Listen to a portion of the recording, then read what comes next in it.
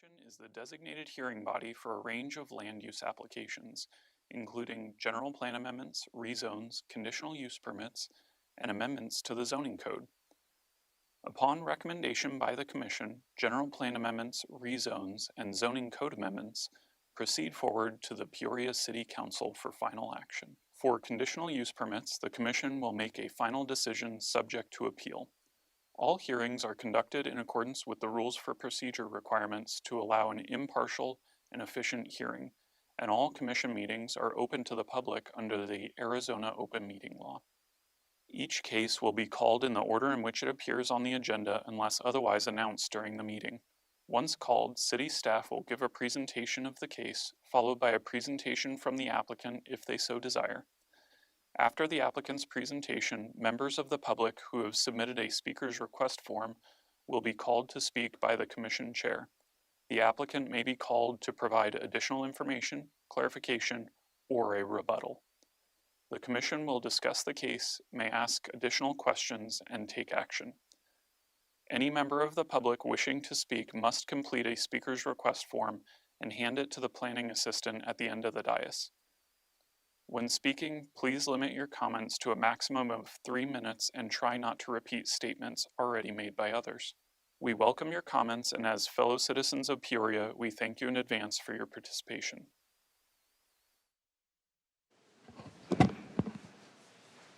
All right, good evening.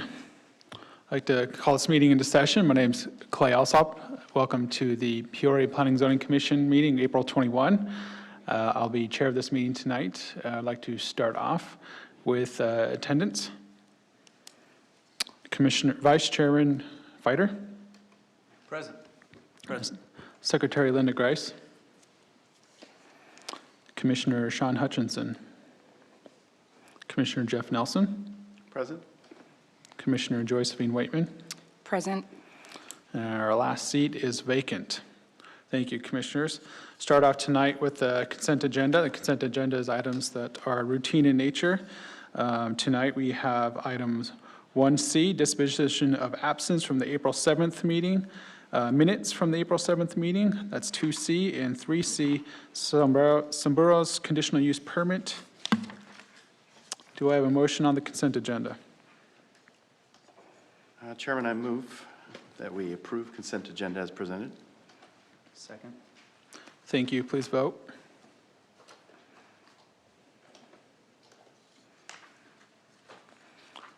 Motion carries unanimously. Thank you.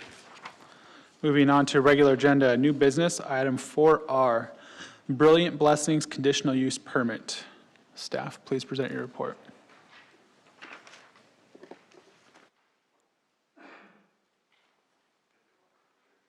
Good evening, Chair Elsap, members of Commission. My name is Sarah Dirks, and I am a planner here with the City of Peoria, and I will be presenting item 4R, which is CU 2116, a conditional use permit request to operate a preschool or daycare center in an existing church site.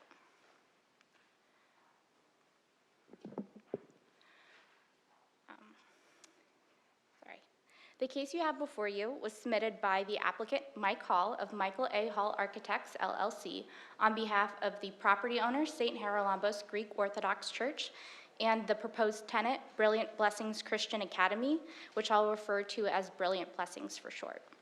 The owner and operator of Brilliant Blessings Christian Academy is here with us today, and her name is Ms. Nelson. The subject site is located on the northwest corner of 79th Avenue in Pinnacle Peak. The project site is 4.22 acres, and the request is to obtain a conditional use permit for the operation of a preschool or daycare center on an existing church site.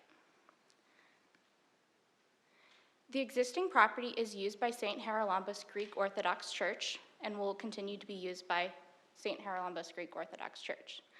To the north of the property is an undeveloped church property followed by single-family residential homes. To the east is Pinnacle View subdivision and other undeveloped church property. To the south is Pinnacle Peak Road, followed by the Casa de Sunrise subdivision. And then to the west is Starlight Canyon subdivision and residential lots. The existing property is a place of worship, which was approved around 1999. St. Haralambos Greek Orthodox Church was established around 2010. The proposed use would occupy a portion of the existing church property for a preschool or daycare center. The occupant would be Brilliant Blessings Christian Academy. And just to give you a frame of reference, between 2014 and 2015, St. Haralambos Greek Orthodox Church leased their building for the Byers Private School, which had occupied the building for 1 year and then decided to ultimately end their lease because the building itself could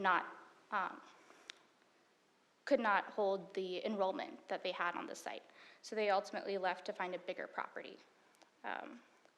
The Byer Private School was not required to get a conditional use permit because private schools and public charter schools are permitted within the R118 zoning district. Brilliant Blessings is requesting to have children ages infant to 5 years old, which is why they are classified as a preschool or daycare center, and they are not considered a private school or a public school, charter school. So as such, they would be required to get a conditional use permit. And they would be subject to special limitations, which I'll get into further on in this presentation. The proposed preschool would not overlap with the operation of the existing church. The hours of operation would be during the week hours between 7 a.m. to 5 p.m., and their outdoor play times would range between 8:30 and 4 p.m. As you can see on the site or the floor plan, there is an existing fenced-in playground on the site, and the applicant is proposing to use just a portion of the existing church property. So going back to the Byer School, they would only be using a fraction of what they used for that school. As a conditional use permit, they would be subject to special limitations. The first special limitation is that operation hours would be limited daily between 6 a.m. to 7 p.m. The proposed preschool daycare center would limit their hours to Monday through Friday between 7 a.m. and 5 p.m. A second special limitation is that the preschool or daycare center would be required to limit their activities between 8 a.m. and 6 p.m. outside. The proposed preschool daycare center would limit their activity between Monday through Friday between the hours of 8:30 and 4 p.m. Another requirement would be that they would have to have access from either an arterial or a collector street, and the property is right off Pinnacle Peak Road, so that will be a collector street satisfying that requirement.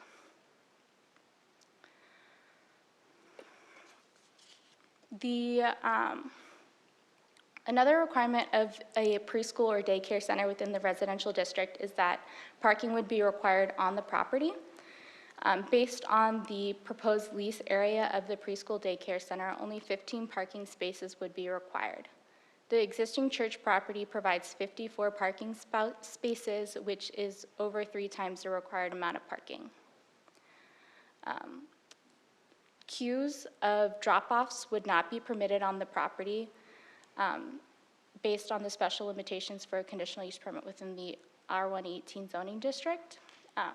Based on the age of the students, between the ages of infant to 5 years old, parents would not be able to just drop their kids off by vehicle. They would be required to park and walk their students in.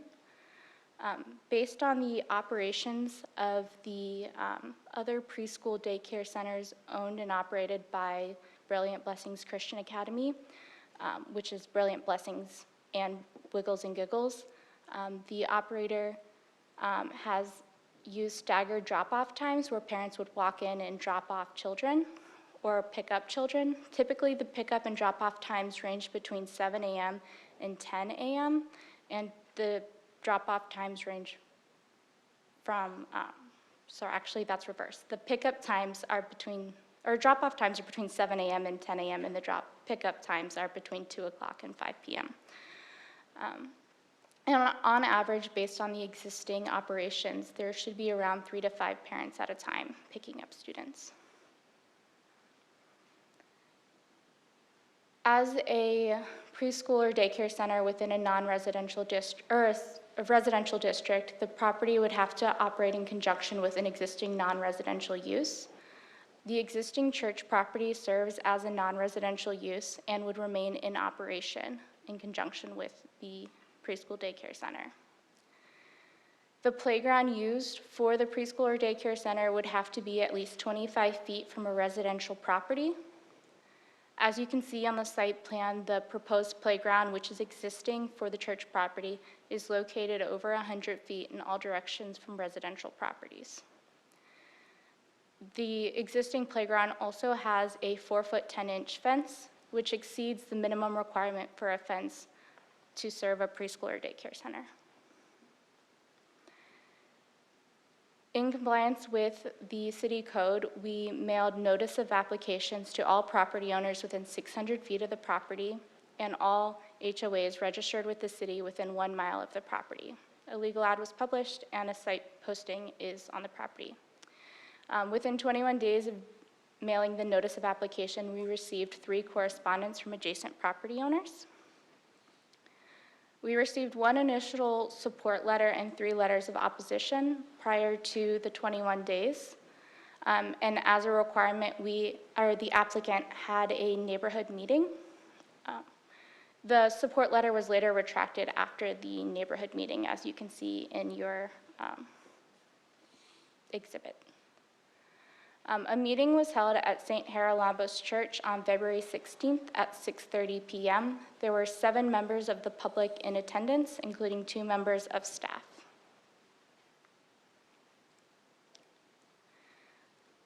At the neighborhood meeting, there were a number of concerns centering around the noise of outdoor play area, traffic and roadway improvements, and the proximity to single-family residential. The proposed play area is existing and located over 100 feet from the surrounding residential properties, which is 4 times the minimum requirement for a preschool or daycare center. The applicant produced had a traffic impact statement prepared, and as a result, the proposal has been capped at an enrollment of 100 students. Based on the plan submitted with the application, there would be one-way access onto the site and one-way access off of the site. The existing church is a non-residential use, and the preschool or daycare center is permitted in conjunction with the existing church. And as previously indicated, if the preschool or daycare center were to be a private or public school, they would be permitted without a conditional use permit. Through the conditional use permit process, the Planning and Zoning Commission may impose additional conditions on the applicant. Staff has recommended conditions of approval outlined in Exhibit 1 related to the cap on enrollment at 100 and ensuring that the preschool or daycare center would not operate independently and that a non-residential use would remain on the site. With that, staff finds that the conditional use permit request complies with the special limitations outlined within the zoning ordinance, and when operating in accordance with the zoning, or in accordance with the application proposed, there would be a minimal impact on nearby residents. And the applicant has submitted a Prop 207 waiver, which will be recorded with the city. So with that, I recommend the commission approve item 4R for CU 2116 with the conditions of approval outlined in Exhibit 1. I'm here to answer any questions you may have, and we also have the applicant Michael Hall and the owner-operator of Brilliant Blessings, Courtney Nelson. Thanks, Sarah. Appreciate it. Commissioners, any questions or comments from staff? Commissioner Fider? I have a couple quick questions. The distinction you have under allowable uses, is the big differentiation the age of the children? So if the kids were older, it wouldn't be a daycare and it would be allowed as a school? Chair, Commissioner, the differentiation is the age of the children. If it were licensed differently, it would be treated differently in our requirements. Okay. What is the projected student count? Because the one connection I'm having a little bit difficulty connecting is, you said 3 to 5 parents at a time would be picking up or dropping off, but we have up to 100 kids potential? Chair Commissioner, the applicant has identified that they are anticipating an enrollment of around 87 based on the traffic impact statement produced in findings. The traffic department was capping the enrollment at 100. However, they anticipate around 87. Based on the existing operation of their preschool daycare center, Wiggles and Giggles, and Brilliant Blessings, without Christian Academy, just Brilliant Blessings, they have around 3 to 5 kids at a time dropped off. So that's just based on experience. And then one last question. The aerial, you have a vacant lot to the immediate north. Is that privately owned, or is that part of the existing site? So the church owns a total of 4 properties. To the north is a vacant property owned by the church, and then there are 2 additional properties owned by the church, 1.8 acres to the... So those 2 shaded are owned by the church? They are owned by the church, but Not in this graphic, but there was a prior graphic.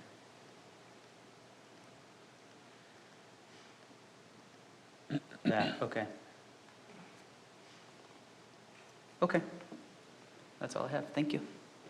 Thank you.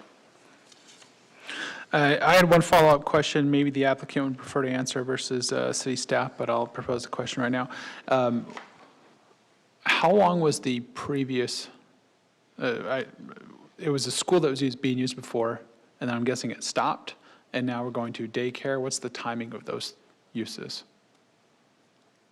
Chair Alsop, the lease for the Byers private school was between 2014 and 2015. And then it hasn't been used as a school or daycare or anything like that, just a church in the previous 7 years? To my knowledge, yes. Okay, thank you. Any other questions? Commissioner Waitman. Thank you, Chair. So I just want to have a clarification question. I seen proposed times, which were between the hours of 4 to 5 p.m. Did the applicant apply for, I seen some other times, I think it was a 7 p.m. drop-off, pickup, a 7 p.m. pickup, or a 6 p.m. pickup? Could you clarify? Okay. I'm not sure if it was this slide. I seen proposed hours, and okay, was it this? Okay. And they would be limited. So just to clarify, would they be having to pick up children anytime before 7 or before 5? And just made me asking. Commissioner Waitner, the proposed hours of operation of the preschool daycare center would be between the hours of 7 a.m. and 5 p.m. The typical pickup time, if I recall correctly, is on the next slide. It's between 7 a.m. and 10 a.m. And the typical drop-off time is between 2 o'clock and 5 p.m.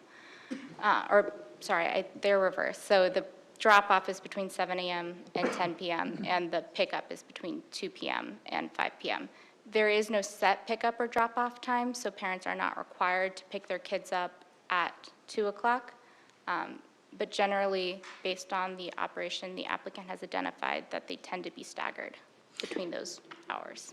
Okay, and that's my clarification question, because I'm just thinking of working parents that may get off at 5 or 6 p.m. and may need that extra time. So this was provided by the applicant, that this is the typical time that they have. Okay, I think that kind of clarifies everything for me. I just want to make sure. My concern is more, I think it's a wonderful idea. I'm very knowledgeable about these type of things. My husband and I, we own a church in South Phoenix, and I know how daycares, pre-daycare centers try to combine with churches as there is a lack of daycare. But I also know that previously the school that they had was between 2014 and 2015, so ran for a year, from Chair Alsop's question. Okay, I do believe there's a different need, but that clarifies my question, the proposed hours. I was a bit confused on that. Thank you. Commissioner Nelson. Thank you, Chairman. Ms. Dark, just a quick question. I'm curious why we didn't require in the conditions a landscape buffer separating the play area from the homes. Is that just because the distance, that great distance between the play area, the 100 feet, I think it is, and the fence line where the residents live? Or is it just that we felt that because of the distance, the noise wouldn't travel?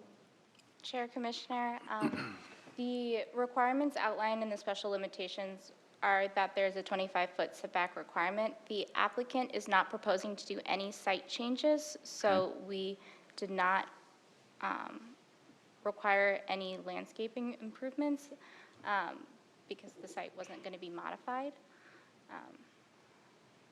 Okay. Yeah, I'm thinking in terms of the noise buffer, requiring trees, plants. We've done that in some cases in the past. I'm assuming that just because of the distance we're talking about here, we didn't feel that that would be a necessary additional condition to place on the applicant. Is that what you're saying?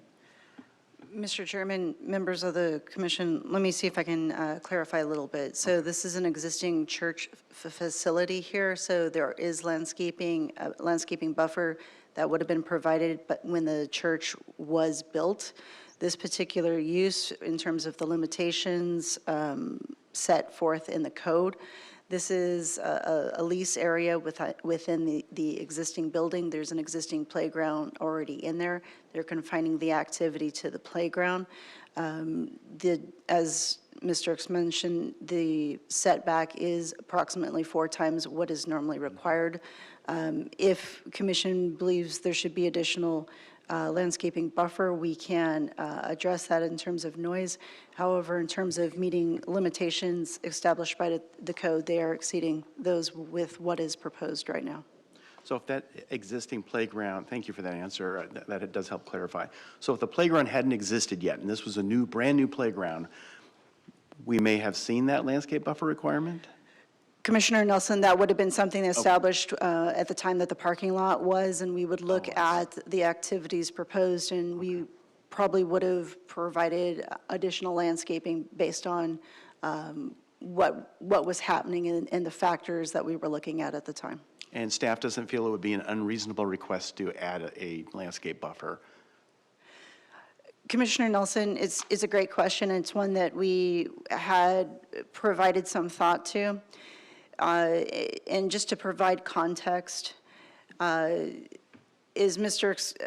Kind of outlined from a context standpoint, if they were proposing a private school or charter school, no additional limitations would be necessary and a conditional use permit would not be needed. So they would be able to operate within the church site without any additional regulations. Because this is a preschool daycare, the code has identified there's additional regulations and those limitations based on access, the location of the playground, and that it needs to be operated in conjunction with what we call a non-residential principal use. So with that, from a conditional use permit, if commission thought additional landscape mitigation was necessary to address noise, that is a consideration. That option would not be available to commission should this be a private school. You would not have the same opportunity. It would be upon staff to look at the factors of the case and see what is provided by code, what can we do to mitigate those concerns. Okay, that helps. Thank you for clarifying that. Thank you, Chairman. Additional question for me as well. I think you explained it, and maybe I'm just not fully understanding. The school was in operation without a CUP. They're seeking a CUP today. The uses sound very similar to me. Why the change? Mr. Chairman, it's a distinction of the age of the children and the licensing requirements from the state, so state regulations on top of that. This is considered, because of the operational nature of it, it is considered a preschool daycare. It is not considered a private school. There would be different enrollment.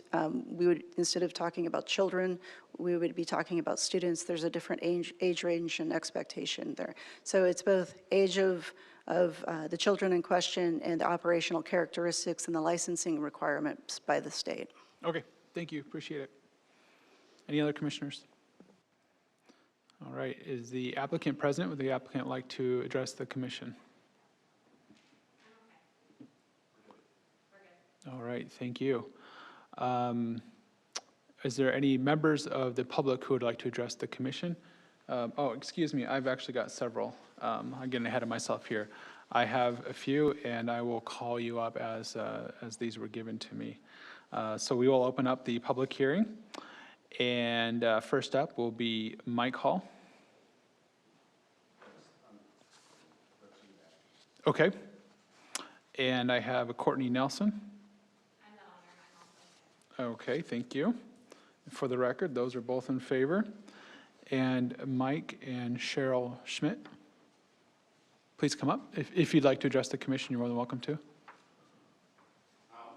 Yes, you can come up to the podium here, and please state your name and address for the record. Yeah, Mike Schmidt, 7560 West Mauna Loa, but we own a buildable residential lot that abuts St. Haralambos. Just to the left of the screen is our lot at 8020 West Pinnacle Peak Road. I've left you a summary of our objection, 5 pages, so I don't put you all into narcolepsy by reading it. Briefly, my objection to this is that this is insertion of a commercial project into a residential area, a prime residential area, Desert Conservancy land, special requirements, and it's very quiet. It's a dead-end road, maybe 500 cars per road. I know your own commission rates it under 1,500 cars a day, but I've been out there many times, and I would estimate true traffic after DeSeo gets built out, that's 500. So putting this daycare would add 400 additional vehicular trips to and from the facility per day. And I think that's a heck of an increase in traffic in a very quiet oasis of Peoria, where Peoria does not have a lot of quiet oases. I think it breaks faith with the residential zoning to the property owners, but that's our objection in short. I have a question to the council. If you should decide to pass this against our objection, which obviously is your right, will the St. Haralambos be required to pay property taxes on the rent and the facility that it rents to the commercial daycare? I've been unable to get an answer from any government agency on this for the past month and a half. They say it depends. Ed, I appreciate the question. Unfortunately, we're not allowed to respond to questions back and forth for items that were not posted. So I am unable to answer that question today. You decline to answer the question? Chris? Mr. Chair, members of the commission, maybe I can help. Sure. So that, right now tonight we're talking about it's a land use question, a land use exercise that we're going through to determine the compatibility of the use in the area. Questions about the taxing status are not the domain or purview of the planning department. It's probably a question for, we can probably help get that answer for you, but it's probably a question for the state and how they would classify and treat that from a taxing perspective. But it's not a land use question that we're looking at. I appreciate that. Thank you. I didn't quite understand that, but nonetheless, I suggest that that's not a proper motive to do an end around property taxes through a church for a commercial enterprise. I don't think that's fair to me or you or anybody who lives in Peoria. We all have to carry our share of the burden. But anyway, our government has been breaking faith a lot with the American people in the last year and a half, and I would hope that this would be a case where that's not true for the homeowners of the area. Last question. Okay, you don't answer questions, okay. Sorry, I thought this was a two-way conversation, but appreciate the opportunity to speak. Thank you. And Ms. Schmidt, would you like to address the commission as well?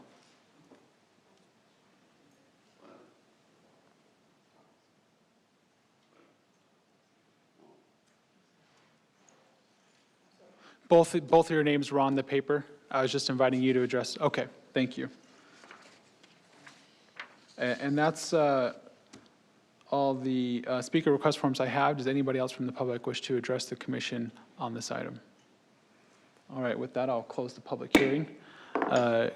Commissioners, any other questions or comments? Commissioner Fider, did you have one? Yeah, I know we've talked about this already, but if the use was going to be a school, elementary school, with kindergarten through sixth grade, eighth grade, that wouldn't even be before the commission, would it? So really, we're down to a distinction of the age of the children. I mean, that's why we're here, right? It's because the children are younger as opposed to.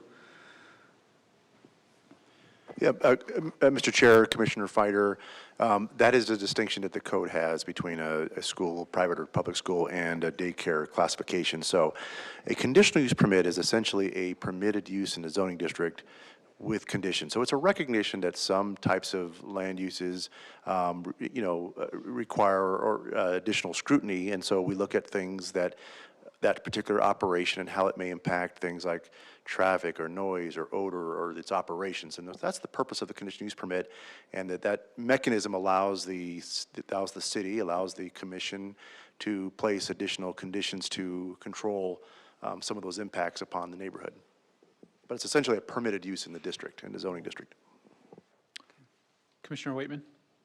Thank you, Chair. And just this came to me just because I wanted to make sure, being fair, reading letters of opposition and in support. I thought that the applicant might speak, but this may be something that someone can inform me on. So I've seen some concern about misrepresentation of what kind of academy this will be.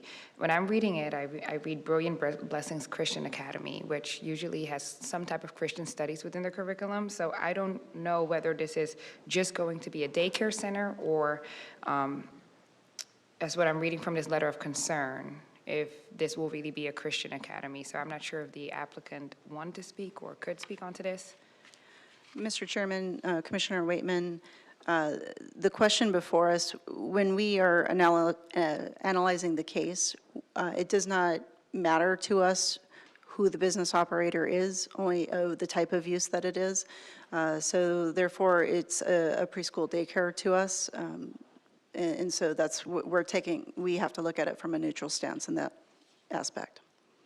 Thank you. No, I was just clarifying. I wanted to be sure to be fair and to read some letters in opposition, and I seen a question posed. Thank you so much for clarifying. Commissioners, any other comments? Commissioner Nelson? Apologies. Just a quick question for staff. Do we have a sense, so we've heard from one neighbor that was opposed. Do we know how the other neighbors feel about this? Do we have any sense? Did they show up at the neighborhood meeting? Did they indicate to us their support or opposition? Chair, Commissioner Nelson, the 7 neighbors attended the meeting, and at the end of the meeting, it seemed a lot of the neighbors were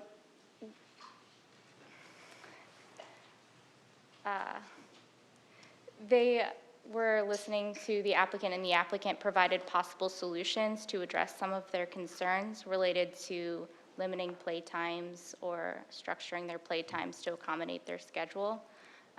They were all notified that there would be a public meeting, and if they would like to come, they could come and speak in opposition or favor. But the feeling I received was that they believed that the preschool or daycare center would occur if they did not come. So I'm not necessarily sure if they were in favor, but they weren't. They didn't overtly say, I'm in favor of this or I oppose this. We're not clear on that. The 7 that came to the meeting, were they the 7 bordering the site? You know Commissioner Nelson, I did not get addresses Okay. Related to the property owners with the sign-in sheet. Okay. Chair, could I ask the gentleman who spoke a question? Would you be agreeable to that? Sure, we can have him come. Sir, I just have a question. Noise seemed to be something, I read your letter. If there was some added landscape buffer to shield some more of the noise that could occur at the playground, would that make this any more acceptable to you? Or are your concerns way beyond that? I'm just curious your opinion on that. All right. I should tell you that I'm a retired physician. I've taken care of trauma. I've taken care of broken children. There's 2 ways to access this facility. The most convenient one is the right-of-way right adjacent to my property, abutting it. It's very narrow, 1 lane. That will be used preferentially since 98% of traffic will come from the west. The other end is a dead end. I would suggest to the council they consider making that right of way into a city street, where you could put a school zone, basically a daycare zone, 15-mile-an-hour speed limit, and enforce it. That would be for safety of children. So if you're going to do it safely, because nobody's going to use that east driveway, which is much safer and much bigger two-way traffic, but people won't use it. So, Okay, I appreciate that. So your concerns are more along the lines of the traffic pattern on the property? well, okay. My first objection is it violates residential zoning. When I bought my property 2 years ago, I checked all the zoning out. The church and all its additional empty parcels are zoned R118, like my property. I felt that there would be no commercial intrusion. Conservancy area, all that stuff, and a very quiet street. I could go out there for hours, and in the middle of the day, there's 1 or 2 cars an hour, maybe, okay? Gotcha. So, but my second objection, if you're going to do it anyway, make it safe, okay? Fair enough. All right, thank you. I appreciate it. Mr. Harkis, do you have a comment? Mr. Chair, members of the commission, I was just going to speak to the question about the landscaping. So the first item is it's the applicant may not have the authorization to make improvements beyond the lease area. I guess that's the first thing to discuss. The second thing is landscaping doesn't typically mitigate sound, and wall does that. I believe the wall around the playground, is that a wrought iron fence? Okay, so that could always be improved to a solid wall around the playground. Walls mitigate sound a lot better than landscaping. I did not know. I thought that landscaping was also a sound mitigator, and you're saying that that's, I've been. To some extent, it's more of a, I guess, more of a psychological barrier, if you will, but the wall provides that disruption. You learn something every day. Thank you, Chris. Any other comments, commissioners? Thank you. Do we have a motion?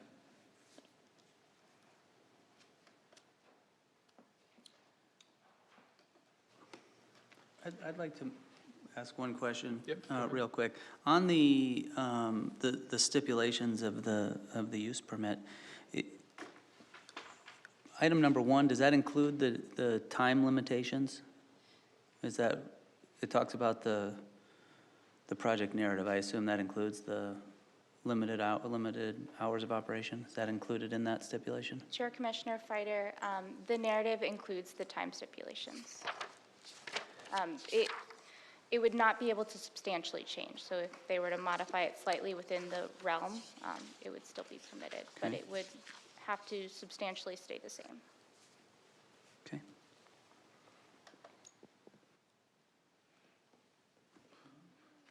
Commissioners, any other comments? Do we have a motion for item 4R? Chairman, I'll make a motion to approve item 4R. Brilliant Blessings, conditional use permit, CU 21-16. Thank you. Do I have a second? Commissioner Waitman, I second. Thank you. Please vote.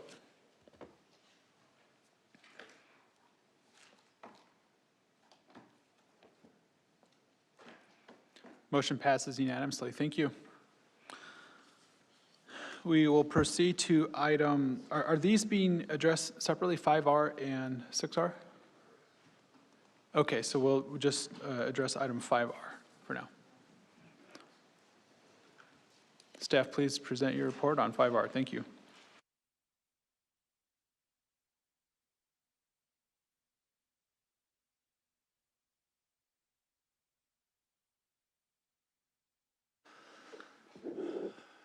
Good evening, Chair, members of the commission. My name's, a little bit shorter person was here first.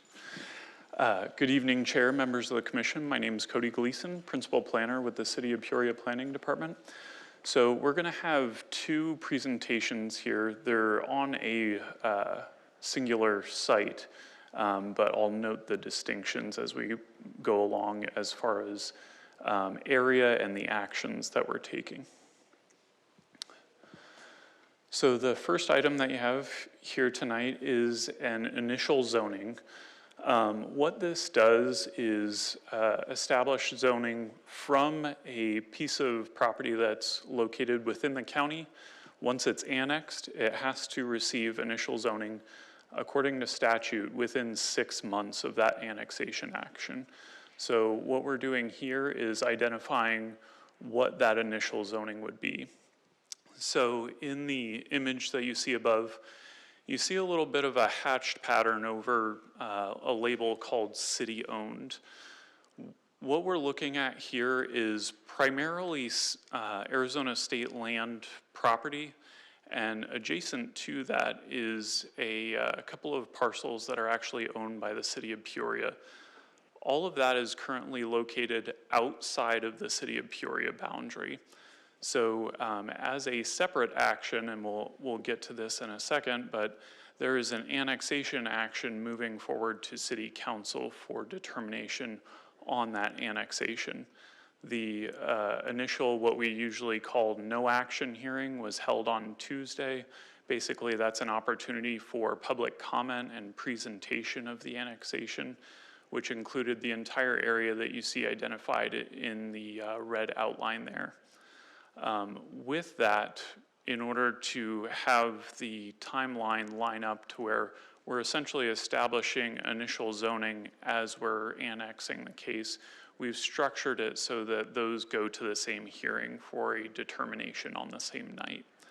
So again, this is simply to establish the state statute requirement for initial zoning on the area that you see bounded in red. The proposal is essentially a translation zoning from Maricopa County Rural 43 or RU 43 to the equivalent zoning district within the city, which is SR 43 or Suburban Ranch 43. The dashed line that you see there is a roadway improvement project through McDOT that would connect Deer Valley and continue on, ultimately becoming Williams Road across the river on the west side of the Agua Fria River. So as I had referenced, what we're looking at with this presentation is the initial zoning action. Again, that annexation covering the same area as the initial zoning, so 226 acres, including the Arizona state land piece and the city-owned parcels. And then subsequent to this, we'll go into much greater detail in the subsequent presentation, but that is a request to subsequently rezone the property that is owned by state land. That rezoning request would not include the city-owned parcels. So annexation and initial zoning, 226 acres, rezoning, 189 acres.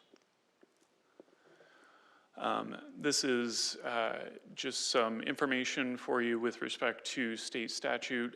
As I'm sure everyone has memorized state statutes, these essentially say what I had referenced with respect to that requirement for initial zoning.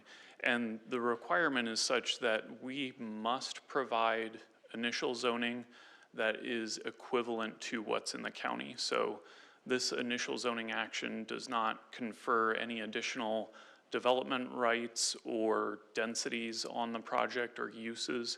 It is simply a conveyance of what is allowed in the county and the most analogous zoning district in the city.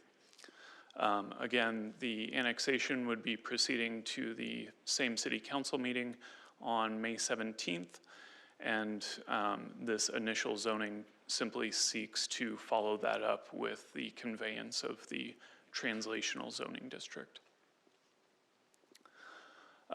Again, just establishing the request from Maricopa County Rural 43 to the City of Peoria Suburban Ranch 43. This illustration gives you an idea of the zoning districts adjacent to it. As you can see, essentially a giant swath of land within the existing county area is currently RU43. It's often thought of as more or less a holding zoning district, similar to SR43 within the city. It's more or less the county equivalent. As with any zoning case, we did provide notice to property owners within a quarter mile. The reason for that quarter mile is that this property is larger than 40 acres, which is our threshold to bump up that notification requirement. That notification requirement is well in excess of the state statute requirements for 300 feet. Additionally, we placed an ad in the paper and the site was posted in accordance with city requirements. The one difference that we have with respect to initial zoning versus rezoning is that there's no neighborhood meeting component required for it. Again, the reason being is we're simply trying to fulfill state statute requirements. So the idea, we're not conveying any additional allowances, we're merely processing a required application. The city did receive both support and opposition with respect to the initial zoning and rezoning.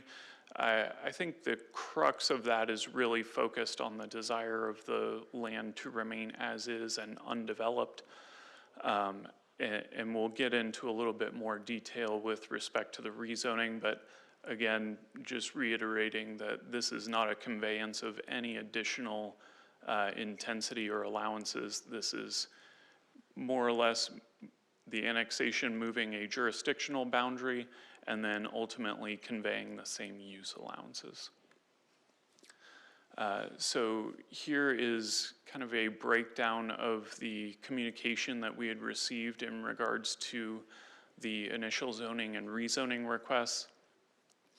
One letter of support, that individual identified that they felt it would be a positive addition to the area. We did receive 10 letters of opposition. The opposition ranged in topics from traffic congestion, school capacity, desert preservation, and water supply. Again, this would not be conveying any additional allowance other than what's already allowed to develop in the county. We did receive 2 phone calls in opposition. Those individuals identified that they did not have or want to use email in order to convey their thoughts. As a result, the city finds that this initial zoning request completes the state law requirement for translational zoning or equivalent zoning on the property. The city cannot convey any allowance or density uses beyond those identified within the county. And the SR 43 or Suburban Ranch 43 zoning district is the city equivalent or the most analogous zoning district to the rural 43 or RU 43 that exists in the county. As a result, city staff recommends approval of case Z22-01 to the Planning Commission for recommendation to the City Council. Thank you, Cody, appreciate it. Commissioners, any questions or comments? Commissioner Fighter. One quick question. So this property could be developed currently in the county? There's not, like it can be developed in the county right now? Chairman, Commissioner Fighter, that's correct. It could be developed in the county and with the equivalent density that we would be proposing with this initial zoning case. Okay. Thank you. Commissioner Nelson. Yeah, thank you for that comment. I was going to say the same thing. What I like about this is now we have control over what goes into it. And we can determine the density as a community, as the city of Peoria. So I hope those residents who sent those letters in and made those phone calls, once we have a project before us, I hope they show up and they're involved and make their voices heard so they can help shape what this looks like. So anyway, thank you. Mr. Chair, Commissioner Nelson, just to clarify too, this is more of a perfunctory item with the translational zoning. The next item on the agenda, that's a request to actually establish zoning. That's a rezone of the land owned by the State Land Department. Well, thank you for that clarification. So there's a specific project that's going to be. On the next item, Cody will get into that presentation about the gotcha. proposed zoning for that. All right, was that included as part of did we solicit feedback on that piece of it as well? Chairman, And we're going to be Commissioner- hearing about that? Chairman, Commissioner Nelson, that's correct. Perfect, okay. You know, we conduct our same outreach efforts. Great, thank you. Any other commissioners? On this specific item, I'll hold my questions until the next item, but I will give the public opportunity to address. This is there an applicant that will be addressing on this item, or would they like to wait until the next item?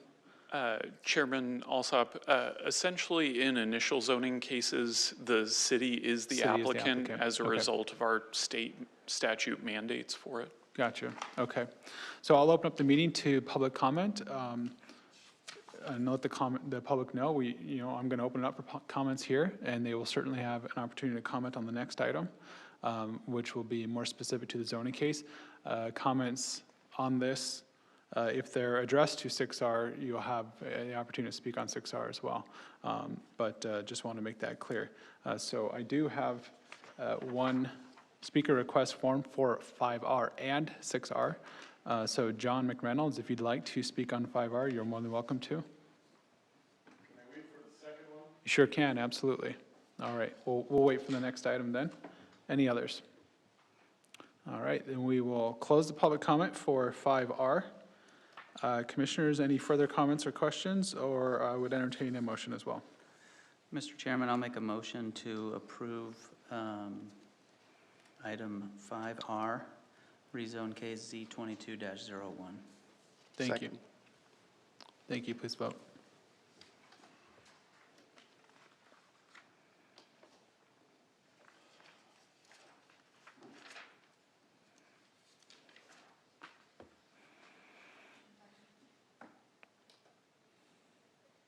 Late votes still count, thank you. Late votes still count. All right, motion passes unanimously. We'll proceed to item 6R. Staff, please present your report. Thank you, Chairman, members of the commission. I won't bother reiterating my name. So this is the rezoning effort on the property. And what you see here, hopefully you can recall the graphic on the prior presentation that had that hatched area for city-owned properties. Those city-owned properties are not a part of this rezoning effort. This rezoning effort is isolated just to the 189 acres of Arizona State Land Department land. With that, Carolyn Oberholzer, on behalf of Arizona State Land Department, is here tonight if the commission has any questions subsequent to my presentation. The site is generally located at the northwest corner of 109th Avenue and Rose Garden Lane. So this application seeks to rezone the property from that initial zoning of Suburban Ranch 43 to planned area development. And we'll get into the details of that planned area development, but essentially what it's looking for is to establish single-family residential zoning across the entire 189 acres. So I wanted to go in a little bit with respect to what the State Land Department's mission is, the purpose of their land holdings, what they are and what they are not. I know that the applicant has more detail on this if the commission so desires, but I just wanted to give you an introduction with respect to that because I think it's been a while since we had any state land cases before the commission. Ultimately, the purpose of state trust land is to sell, auction, or lease for the benefit of the trustees. In this case, there is no auction date established for this property. It's simply looking to identify or reposition the property for potential future sale. But again, there's no auction date planned or identified at this time. The mission of Arizona State Land Department is to manage the assets in alignment with the interests of the beneficiaries of the trust. And that includes things like Arizona's public school system is one of the major components of the Arizona State Land Trust. So the sale of the lands goes to benefit those various beneficiaries. just as a note and kind of an important item as we continue forward, and we'll likely see more state land pieces come before the commission, is Arizona state land is, and correct me if I'm wrong, Chris, but the largest landholder in the city of Peoria. That's correct. They own approximately 25% of all land within the city of Peoria. And an important distinction for the purpose of that land, as I had referenced, is for the ultimate disposition or oftentimes sale of the land. So it's not intended to remain open space or a preservation area, as you often see with, for instance, certain Bureau of Reclamation sites or Bureau of Land Management. It's not intended as a public use park. It is merely for the benefit of those beneficiaries. So what you have here is a little bit more context to the area. In the prior presentation, I had referenced that connection from Deer Valley Road to Williams. That would be the bridge system over the Agua Fria. That way, folks no longer have to go up to Happy Valley or the 303 in order to cross over, or down to ultimately Bell Road. So this provides a little bit of a connection between what ends up being county/Sun City West and the city of Peoria. The hatched yellow that you see running north and south through the property is a 230-foot power line corridor. So as you can imagine, quite an encumbrance on what ends up being a relatively skinny parcel. You'll see the label there for Tesmer Road. If you're familiar with the area, you know that Tesmer Road is the truck reliever route for the city. What folks often don't realize is Tesmer Road is set pretty substantially below the elevation of the adjacent land. So when you're standing there on Tesmer Road looking at the subject property, you're looking up probably 20, 30 feet, and it is a pretty steep embankment as you progress to the edge of the subject site.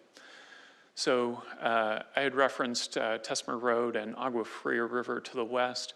To the north, we have vacant land as well as a couple spots of single-family residential and then a existing mining operation that's currently in operation right now. To the east of the subject site is largely single-family residential with the exception of the Zuni Hills Elementary School.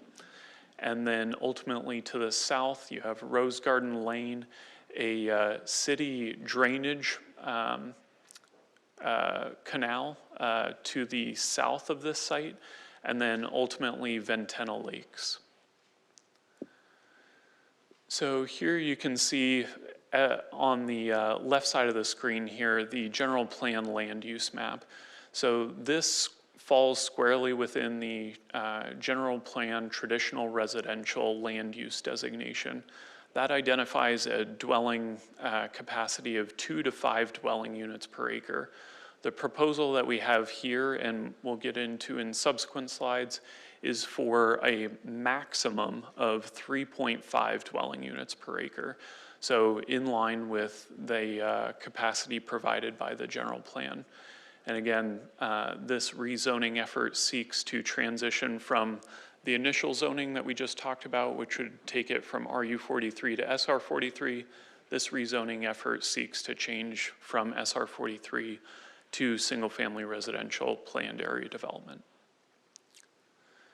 So I just wanted to give a little bit of a picture with respect to the property sizes and designations within the area. We have kind of a mixture of standard zoning and PAD zoning in the area. So I thought it might be important to highlight those sizes that are identified as minimums within the area in comparison to the subject site. So here you can see along Deer Valley, continuing east from the subject site, you have minimum lot sizes of 2,880 square feet. Continuing on, portions of Alta Vista, and then on the immediate southern border of the subject site, you have Ventana Lakes, and then to the, east of Alta Vista, a portion of Alta Vista, is the Casa del Rey subdivision, with portions of that being a minimum lot size of about 4,500 square feet. Adjacent to the site, as you can see here in blue, is 6,000 square foot lots on the eastern edge for a portion. And then in the southeast corner, adjacent to the subject site, is approximately 8,000 square foot lots. So quite a patchwork and mixture of minimum lot sizes within the area. And then as you can see here, the proposed minimum lot size for the subject site being 5,175 square feet. So attempting to remain in line with the adjacent lot sizes that you see around it. Though we just talked about the minimum lot sizes, I did think it was important to highlight what ends up being the yield on the property. So again, this site is proposing a maximum of 3.5 dwelling units per acre. And keep in mind those encumbrances that we talked about, the drainage on the southern end, the power line corridor running north-south, almost through the center of portions of the site. And then I wanted to put that in comparison to the properties to the east that in some cases have larger minimum lot sizes, but ultimately end up with a higher yield than what is being proposed on the subject site. So Alta Vista at the north end, 3.5, that's in alignment with what's being sought on this site. Deer Valley Ranch on the eastern edge, 3.7, so 0.2 dwelling units above the subject site. Wildflower Point, 3.8. Rose Garden, 3.2, and then ultimately on the southern boundary there, you have Ventana Lakes, which sits at 3.7 dwelling units per acre. This is just a conceptual development plan. As you can see here, there's no finite detail. That is purposeful. The intention here is to identify finite layout details when this comes in for preliminary plat. That way we can establish what the internal circulation patterns are for the site, how it feeds from the existing arterial and collector network, and then ultimately how we handle the transition kind of across that power line corridor and what happens adjacent to that. So here are some of the development standards that are proposed within the Planned Area Development Standard and Guidelines report. Largely, the attempt is to remain in line with the R16 zoning district for the city's standard zoning districts. In this case, there are deviations for elements such as minimum lot area. We touched on that, so I won't go over that further unless there are questions. The minimum lot depth in this case has been increased. So minimum lot depth in an R16 zoning district is 100 feet. In this PAD standard and guidelines report, they are proposing to increase that by an additional 15 feet for the depth of the lot. And then there is a slight reduction with respect to minimum lot width, going from 50 feet to 45 feet when you compare it to the R16 zoning district. However, 50% of the lots, there is a caveat in the PAD that 50% of the lots must be a minimum of 50 feet in width. So again, trying to provide that appropriate transition and relationship with the adjacent zoning districts. Lot coverage, this change is largely in line with what we've seen in typical other single-family residential developments that have come before the commission, is a desire to increase lot coverage. in order to provide more opportunities for development on the individual single-family home lots. And with that, in order to accommodate that flexibility, a reduction in the minimum side yard setback. So typical R16 is a minimum of 5 feet and a total of 15. So you can have 5 on one side, 10 on the other, or 7.5 and 7.5, whatever totals 15 with a minimum of 5 on each side. In this case, the developer is simply proposing a even split to where each side must have a minimum of 5 feet. So I wanted to identify the kind of milestones going forward for this and just highlight the fact that subsequent to any action by the city, the land must be auctioned off by the state land department, and there is no auction date set for that at this time. There are no planned auction dates. Kind of along the same lines, there is no intended developer at this time. This is simply seeking to reposition the property so that the state land department can achieve the highest and best value for the site when they seek to sell it for the benefit of those beneficiaries of the trust. Subsequent to any rezoning effort, this site would still need to go through preliminary plat submittals. So again, establishing the finite details of the site, breaking down where the open space areas are, where the specific roadway networks will occur, and what the lot configuration is for the development. Subsequent to that is the civil plan submittal and any design review and building permit submittal. So development-related improvements for this site, because we don't have that finite level of detail and there's no developer in tow, what this is doing is providing an opportunity that at the time of preliminary plat, we will require elements such as a traffic impact analysis to identify what that roadway network for the internal circulation looks like, what the minimum improvements are for that roadway network, and those sorts of elements. Something to note and highlight is the city is currently under various phases of either design or construction for city-initiated improvements to the area. One being a traffic signal at 107th Avenue and Rose Garden Lane, which is very close proximity to the site. Another is a traffic signal at Deer Valley and 105th Avenue. Both of those are intended to be constructed in FY24.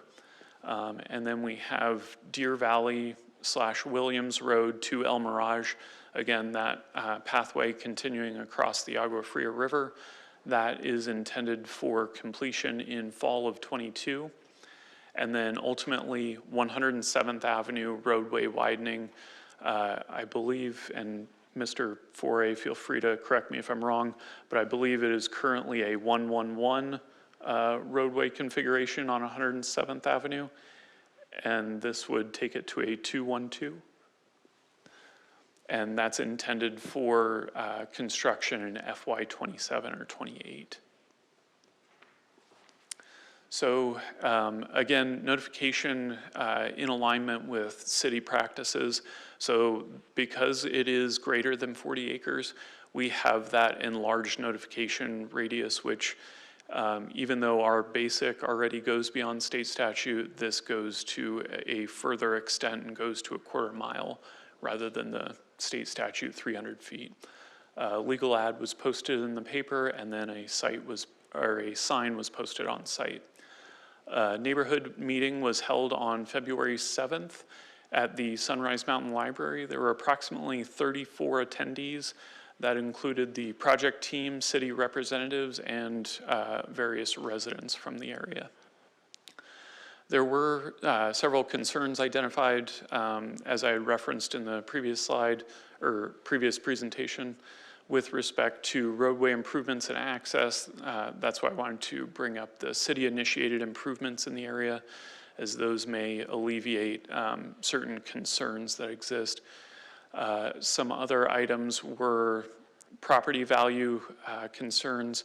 So how would this proposed development based on the standards impact adjacent property values? And then ultimately open space preservation and water supply. There were residents or individuals that felt that this should remain open space, but again, it is privately held land by the Arizona State Land Department for the purposes of sale. As far as water supply, the city of Peoria, anytime that we get a rezoning or general plan amendment case, we incorporate our water services division in the review of those cases to ensure that we are not burdening our water portfolio beyond what it is designed for.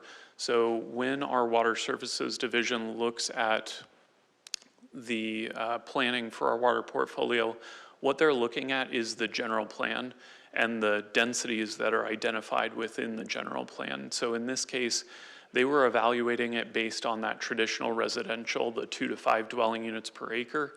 And this proposed rezoning is right in alignment with that general plan, land use designation and density. So here, again, same numbers as far as opposition and support.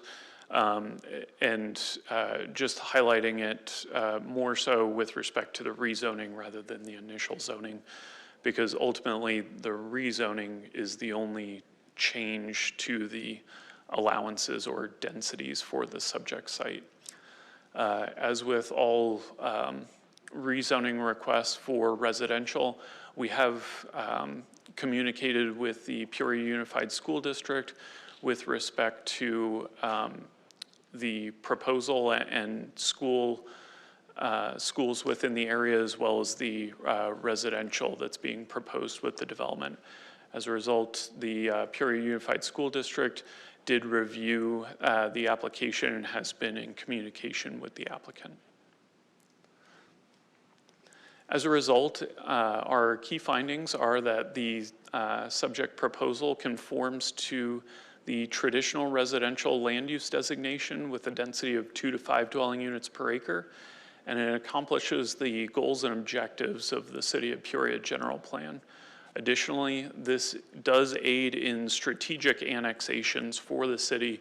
So as I think Chris had mentioned earlier with respect to the initial zone, perhaps it was Commissioner Fighter, with respect to the initial zoning, is what we're seeking to do with these annexations is bring properties into the city of Peoria that are within our planning boundaries so that we can hold them to the higher city standard. The county, I think, always seeks to evaluate and conduct their best possible review of a development. However, we have more stringent standards in the city, and we have elevated standards that we can hold developments to beyond what is identified within county standards. And this allows, I'm sorry, I already illustrated the third bullet there. As a result, city staff recommends that the Planning and Zoning Commission recommend approval of case Z21-19 to the City of Peoria City Council, subject to the conditions of approval identified within Exhibit 1 of the staff report. And with that, I'll take any questions. Thank you, Cody. Appreciate it. Commissioner Nelson? Thank you, Chairman.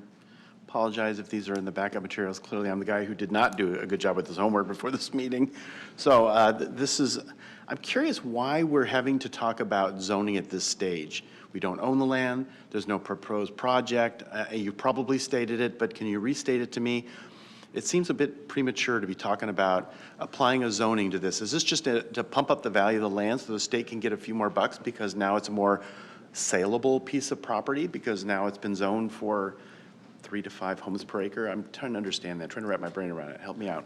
Chairman, Commissioner Nelson, effectively that's correct. The goal is to reposition the property so that when the state land department does choose to put it up for auction, ultimately it goes at a higher value because it's already in appropriate context with the surrounding properties that you find to the east and south of the subject site.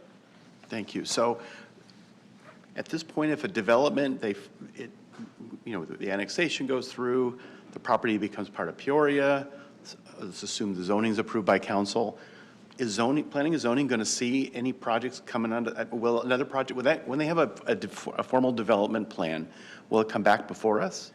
Chairman, Commissioner Nelson, the time that it would come back before you is if the ultimate winner of the auction were to seek any sort of major change to the standard and guidelines report. So if they wanted to change the size of the properties to where it's substantially below what it is today, or if they wanted to change it from something other than single family, that's when it would come back before the Planning and Zoning Commission for a recommendation to City Council with regard to that change. So if they wanted a project, if they came at us with a project that was over 3.5 homes per acre, then that triggers a return to the commission for evaluation. Okay. Chairman, Commissioner Nelson, that's correct. So that a change in density like that would come back before the commission. As far as final development layout, that's through the preliminary plat process. So what we're doing here is establishing the standards for development. And in the case of preliminary plats, that is a staff review because ultimately staff is reviewing it for compliance with the standards that we're establishing here today. I noticed there wasn't a target density. There was a max density. I'm used to seeing target densities. Why is that the case here? Chairman, Commissioner Nelson, and the applicant might be able to better speak to this, but my assumption is because there's a lot of variables with respect to the final layout and design of this site. Ultimately, one of the biggest being that 230-foot power line corridor running through the middle. That's difficult to establish where you're going to place the homes and how you're going to provide connectivity between them. So that would be my hazard at a guess. Okay, maybe the applicant can address that question. Final question is, has public safety had a chance to review this? We talk about schools, but do we have a substation out there? Is there going to be the public safety infrastructure to support these additional homes? And that's my final question. Chairman, Commissioner Nelson, with respect to public safety, do you mean police and fire services? Apologize, yeah, police and fire, have they had a chance to, does this typically reviewed by them? Would they have any opportunity for input? Chairman, Commissioner Nelson, so with any application, we do route it to them. One of our key reviewers for any development is the fire department. So, we always want to make sure that we have adequate services in a life safety emergency in order to provide that. So when we knew this was going to be coming in, we actually held a meeting with various departments just to ensure that there were no initial concerns.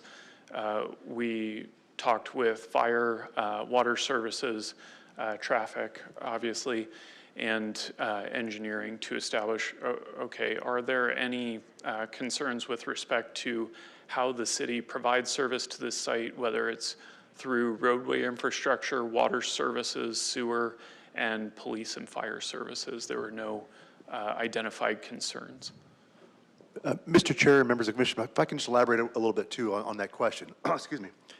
As part of our general plan area, Cody used the term planning area, and every city has a planning area. And planning areas go beyond the municipal boundary and include areas outside of the city boundary. And these are areas that we look at as in our sphere of influence. These are areas that is contemplated someday might be in the city. And the reason they're in a planning area is that enables us to do additional planning efforts. We look at the water portfolio. We look at, the programming of public facilities. We look at the street network. We look at those additional things so that if they've been contemplated, so if they ever come into the city, we've kind of done some of that advanced planning. So in our general plan, we do have a element that looks at public safety facilities. They look at, response times and location of facilities relative to land uses throughout the planning area. So that is all contemplated as part of that general plan review. follow-up based on what you just said? So would the general plan indicate locations of police substations or fire department satellite locations? Mr. Chair, members of the commission, so what the general plan does, it identifies land use and densities throughout the city, right, intended densities, and that enables, you know, us to look at it from a public safety perspective, where might, you know, fire stations be located, where might police stations be located, those types of facilities relative to those densities throughout the area. Okay, so so am I hearing yes, that there are, it would identify in the general plan that there are plans to extend those services into those areas? Yes, they look at it conceptually, yep. Thank you, appreciate that, Mr. Huggis. Commissioner Fider, no more comments? No, just one more point. Do we have a general sense of what the land area that's not buildable, with the elevation changes and the power line easements? I mean, that's obviously going to net a significantly less density than if those weren't there, right? Chairman, Commissioner Fider, that is correct, that it would reduce the developable area. As far as a quantitative value, I would have to defer to the applicant if they've kind of tried to run the numbers as to what the actual net developable area is. Okay. Any other commissioners? All right, does the applicant wish to address the commission?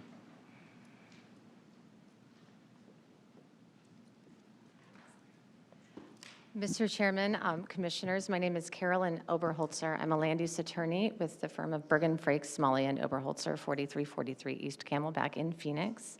And I have the pleasure of being here tonight before you on behalf of the State Land Department. And as Cody presented so thoroughly, it is a unique type of application, and I think it warrants, you know, a bigger conversation than the applications that typically come before you that are typically from developer-driven, private landowner-driven. As Cody explained, the Land Department is very much akin to a private owner, and so I just wanted to take a minute, I'll answer any questions that you have, but just do a bit of supplementing to the information that Cody provided to help you understand what's driving this, why here, why now. And so I have a very brief presentation, if that's okay with the chair and commission. Before we get to questions, okay. So in the entire state, at statehood, there were entire sections of land. A section of land is 640 acres, designated in every township, section, and range in the entire state as state trust land in this Enabling Act for and by the federal government at statehood. So there were 10.8 million acres of state trust land originally designated for this trust purpose, which was to finance enumerated beneficiaries, 13 of them, one of which is that K-12 Public Schools Fund. So in the state now, through various exchanges and subsequent history, the land that the trust now manages is about 9.2 million acres. And in the pie, you see the blue, which is 12.7% of statewide is state trust land. So as Cody mentioned, in the city of Peoria, you actually have quite a bit of state trust land. 25% of the city is state trust land. So because of that significance, the city has a long partnership working with the land department on identifying strategic locations for annexation and zoning. As compared to private land statewide, only 17.6% of the land in this entire state is private. Everything else, as you see on the pie, is federal or Indian or other public lands. So we've gone through the beneficiaries, so I will not belabor that point. We've also talked about the fact that it is not open space. That is something that is heavily discussed in our public outreach because people are often told when they buy their homes, that's state trust land, nothing's going to happen there, and that's not accurate. That is a misrepresentation, and this land is actually constitutionally mandated to be managed for the purpose of maximizing revenues for its beneficiaries. So what happens is it is ultimately sold at an auction, and land rights are predetermined in cases like this, and those are then packaged in an auction, and it's to a highest bidder scenario. So we cannot predetermine who the builder will be. We cannot dictate the end user. We can establish an entitlement framework so that that path is then set at the auction following a purchase. When the land is ultimately sold, that money goes straight to the beneficiaries. The land department that manages this 9.2 million acre holdings is a general fund agency. That means the legislature is what funds them. It is not the proceeds of the trust. They are a fiduciary agency, but they do not have a relationship to the proceeds generated by the trust. So they rely heavily on partnerships with cities to package entitlements for strategic properties, because with 9.2 million acres and not a 9.2 million acre budget, it's very difficult to assign any revenues to entitlement efforts. So the city of Peoria has identified areas that are important to it to focus on for annexation and entitlement. The land department will not allow its land to be annexed without appropriate entitlements. So as a precursor to this evening, the city council has approved a development agreement that establishes the framework for this process and annexation, and they have confirmed in that agreement that the proposal before you tonight is consistent with the general plan. So with that, again, the property and the discussion of what are the constraints and what are the impacts to the site, they're very significant here. And so when we were talking about what is the appropriate density, what are the appropriate lot sizes, we are working with a lot of angles and diagonals, and every single perimeter on the south, on the east, on the north, except for that property adjacent to it, which is still in the county and is some sort of storage outdoor yard, everything is separated by a street. So all of the communities in the area are not in fact adjacent, but there is an arterial in the case of 107th, a collector in the case of 109th. Deer Valley is about to be an arterial through there with a roundabout at that intersection. And so there are no exactly adjacent properties back to back, lot to lot. So given that we have streets all around where we have to find connection points to in the context of these diagonal lines, and a very impacted site from topography and development constraints, we came up with, our land use team and the city, that the appropriate density here was 3.5 units to the acre. That is actually less than what was originally proposed. And through this refinement process and this collaborative process with the city, we came up with this framework of regulations to establish, as Cody mentioned, a cap on the number of lots less than 50 feet wide, but still giving the opportunity, whether or not the lots are going to be oriented north-south or east-west in the context of the circulation, that will be determined in the platting process. But this gives you the framework for that minimum lot size, just like you would have in the hard zoning categories that are around it. The difference is this property would be developed under the city's updated development standards, which are also a part of the PAD application, and those require heavy design, front-forward design, staggering, street treatments that will encourage a very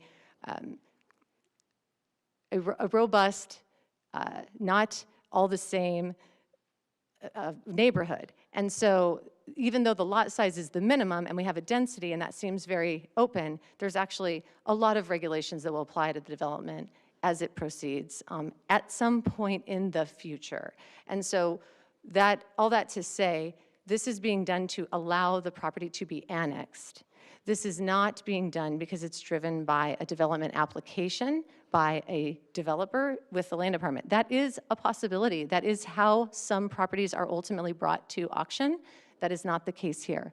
So when and if this is auctioned, that would be a separate process, a notification, appraisal. That goes out for at least 10 weeks, and in a publication there would be very wide knowledge of that to occur. And then it's after that point that the ultimate purchaser comes through, and they are the ones that engineer, do all of the final work with the city on the design.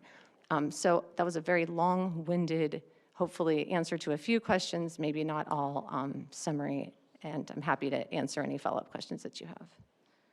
Thank you. Commissioners, any questions? Commissioner Nelson. Thank you, Chair. The question of target density, is it the irregular shape, as Mr. Dirks alluded to, that makes it difficult to assign a target density? Is it just the way this property is shaped, the topography? So with regard to the PADs, we are establishing a maximum density so that we know that it won't go over that. There is no necessity of establishing a target from the code standpoint. There is there are the open space requirements and all of the design requirements that will be triggered depending on what the ultimate lot configuration is. But at this stage, we did not feel that a target density was applicable to this scenario because of that, all of these constraints here. We just needed to establish that maximum so we know what we're designing against, or the ultimate buyer would know what they're designing against. And my apologies to Mr. Gleason for calling him Mr. Dirks. Boy, oh boy, my brain is running in overtime here. So thank you. No, that is my question. I appreciate it. Thank you. Any other commissioners? I have a couple questions. I used to work in development, did some state lands, and I wonder if you can clarify some state land zoning authority for me. Am I correct in my understanding that the state land department can, if they so choose, zone their own property without annexing into a city and have it developed without, for example, coming into Peoria? So, Mr. Chairman and Commissioners, the State Land Department is a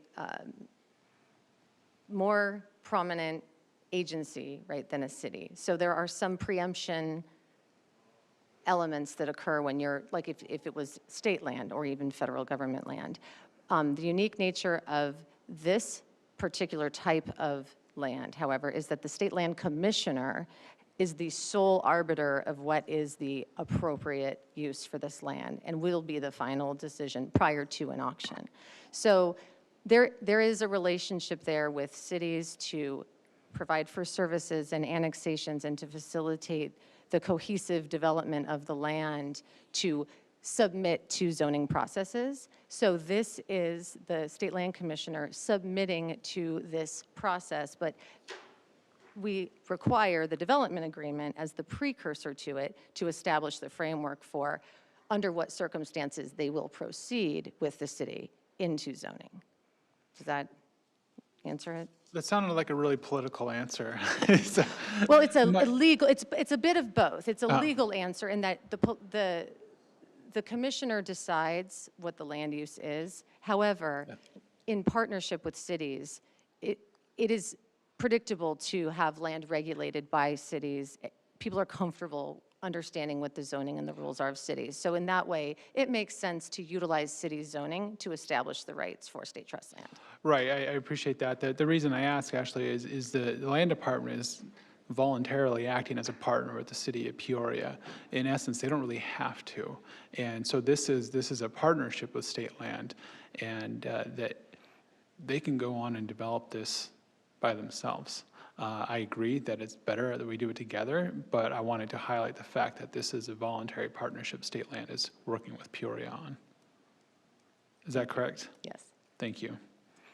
Sorry for putting you on the spot there. That was a very out of the blue question. You answered all my other questions already. Any other commissioners? Okay, thank you. Thank you. I will open this up to a public meeting, and we'll return to Mr. McReynolds. Would you like to address the commission?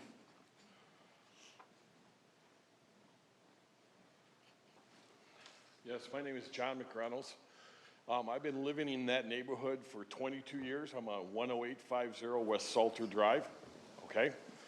I think what has to be talked about here, first of all, they had this meeting on February 7th at the Peoria Library, okay? And the thing that really ticked everybody off is we all went there to voice our opinions. Most people were very upset about what was happening. The meeting started at 6 o'clock.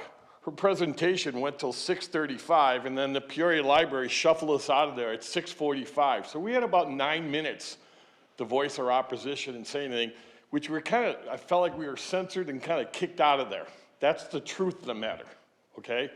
I got a lot of friends in that neighborhood, and a lot of people are very upset. Why nobody showed up? Because they're tired of it. They think they're being played. They don't think their voices are going to be heard. That's the God's honest truth.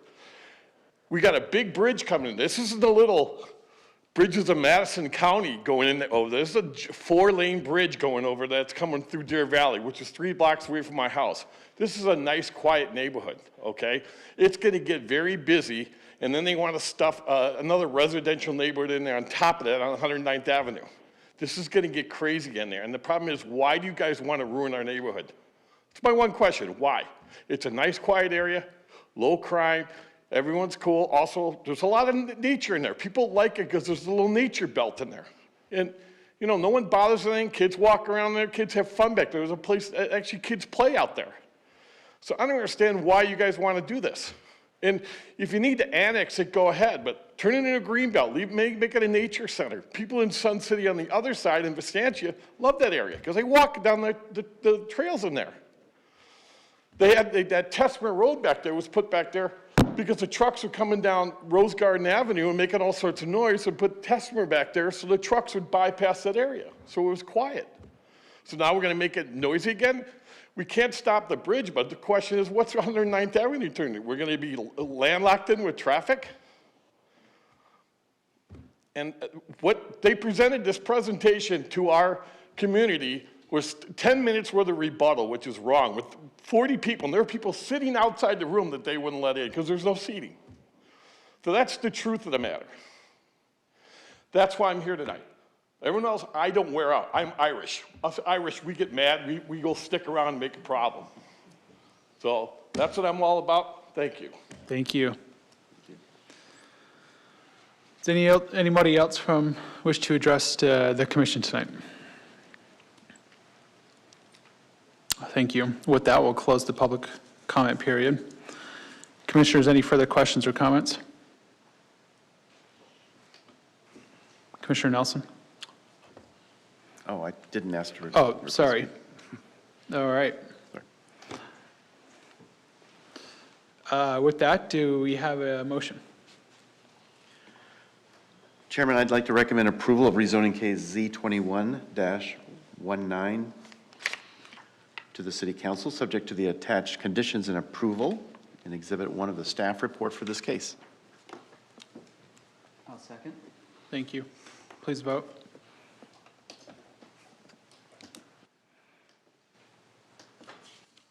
Motion passes unanimously. Thank you. All right, next up, we have item 7R, reports from staff.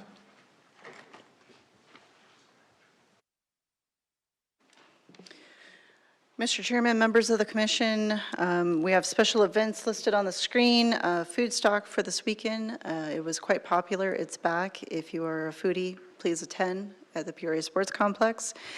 We have e-recycling at the Peoria Sports Complex April 30th, and then second Saturday's next one is May 14th. Also wanted to remind the commissioners, we are having a special meeting on May 12th, so the May 5th and the May 19th meeting is canceled. In its place, we are meeting again May 12th, and then followed by June 2nd, we'll have items. If I could mention one other thing, I think you got an opportunity to meet her before the meeting, but I did want to introduce Monique Reddington. She's a new admin with the planning department, so I just wanted her to introduce you to. Welcome.